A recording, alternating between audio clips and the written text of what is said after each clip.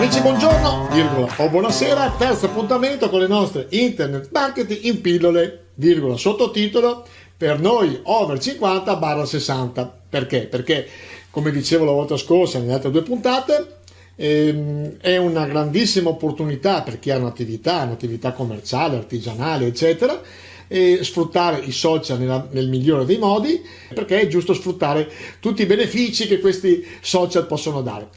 Oggi parliamo di post in organico e a pagamento. Cosa vuol dire?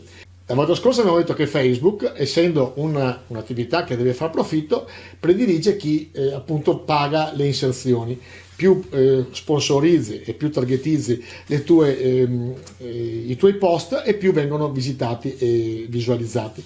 L'algoritmo, che questo conosciuto, abbiamo spiegato che è quello che comanda praticamente tutto su Facebook, predilige chi paga, però c'è la possibilità di eludere un pochino questo attraverso l'organico. Cosa vuol dire il organico e a pagamento? A pagamento abbiamo spiegato, è appunto a pagamento, quindi decidi tu il tipo di target, come si dice in gergo, il tipo di persone alle quali rivolgi il tuo messaggio, e invece in organico vuol dire che sono le persone che già appartengono ai tuoi amici, ai tuoi like appunto sulla pagina, eccetera. Risottolineo ancora una volta l'importanza di fare una pagina, perché con la pagina puoi eventualmente targetizzare, pubblicizzare, eccetera. Con il profilo non lo puoi fare. Ma questo l'abbiamo già spiegato la volta scorsa. Allora, la prima maniera per eludere è funzione registrati. Siete qua nel vostro account, magari un vostro cliente in un ristorante ha deciso di fare un selfie, gli chiedete gentilmente se può registrarsi sulla vostra pagina.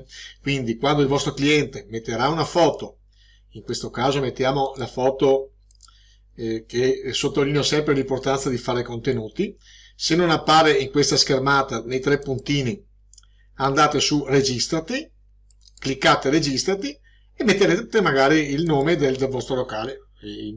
Metto la mia pagina leandromaggi.com, apparirà, clicco sulla mia pagina, e in questo caso sarà sulla pagina del ristorante, e quindi verrà che il mio post sarà con la dicitura presso leandromaggi.com. Se è un ristorante è una cosa interessante, se è un negozio di abbigliamento è una cosa altrettanto interessante, se può essere un altro tipo di attività, in ogni caso verrebbe fuori qua. Quindi io che metto un post, metto un selfie, lo metto ed l'ho fatto in questo locale. Questo qua funziona molto e non vi costa assolutamente niente. Quindi, capito l'importanza che è di questo, mettiamo un secondo tassello sulle cose che possiamo fare in organico e quindi senza spendere niente nella targetizzazione. Ed è importante creare gli eventi. Come si fa a creare un evento? Innanzitutto bisogna farlo attraverso una pagina. Adesso andiamo nella mia pagina. Se la vostra attività punta a una pagina, e questo ve lo consiglio sempre, può anche fare questa funzione.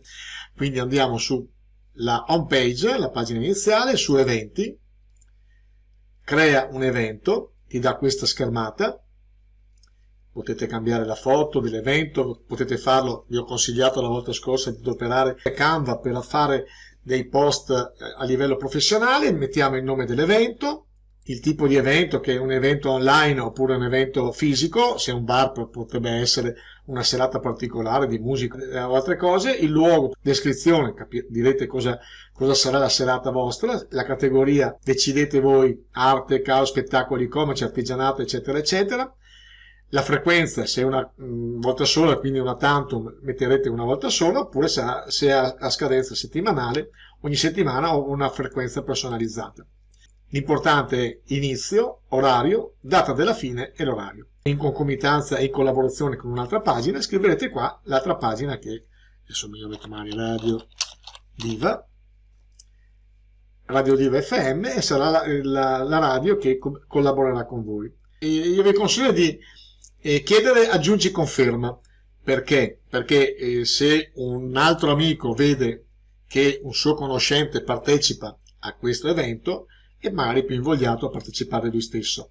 Potete decidere se solo gli amministratori possono pubblicare contenuti, oppure se tutti possono pubblicare post. Questa è una decisione che dovete prendere voi. Sappiate che comunque conviene sempre in questi casi mettere solo gli amministratori, e anche qua le persone possono fare domande sul tuo evento o meno. Questo qua vi consiglio magari di sì, perché potrebbero chiedere l'orario, se si può partecipare, in che maniera vestiti, eccetera, eccetera, eccetera. E si pubblica.